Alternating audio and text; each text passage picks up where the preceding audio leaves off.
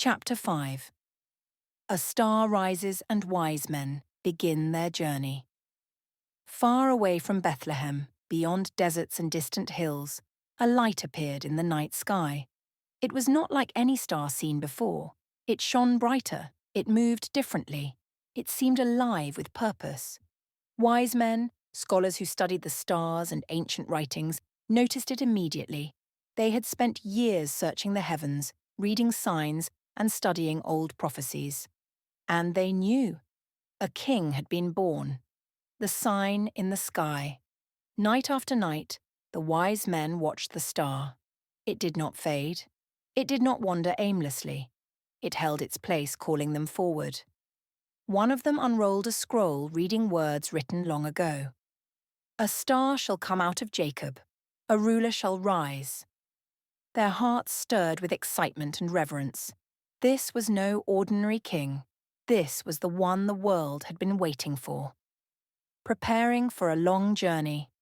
The wise men gathered supplies for a long and difficult journey. They packed food, water, and gifts fit for royalty. Each gift carried meaning: gold, symbol of kingship; frankincense, used in worship; myrrh, used in healing and preparation.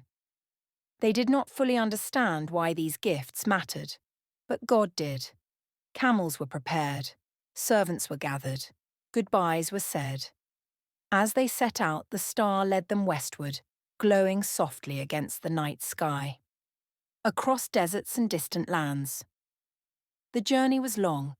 They crossed deserts where the sun burned hot during the day and cold winds swept the land at night. They travelled through towns and villages, asking questions, sharing stories, following the star.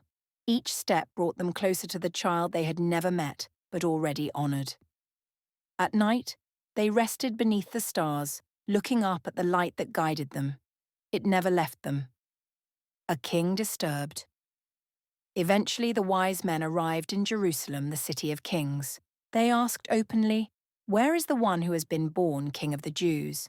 We saw his star and have come to worship him." Their words reached King Herod, and Herod was troubled.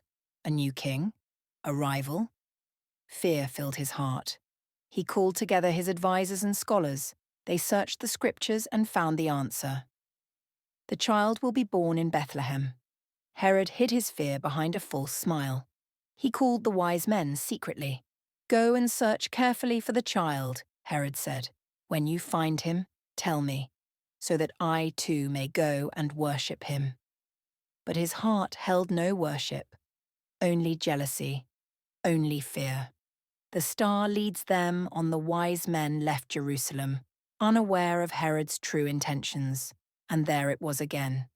The star, brighter than ever before. It moved ahead of them, guiding them south toward Bethlehem. Joy filled their hearts. They followed eagerly, amazed at God's guidance. The star stopped, right above a small home.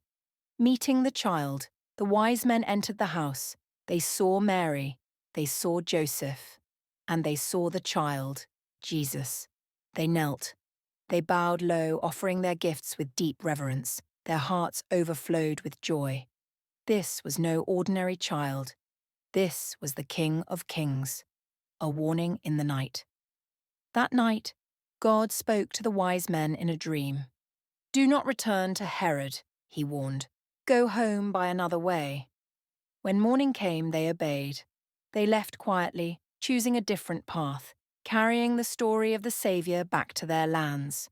God's light shines. On the star had done its work.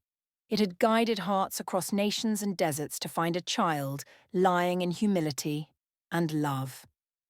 The world was still learning, still discovering. But God's light was shining, and it would never go out. Chapter 5.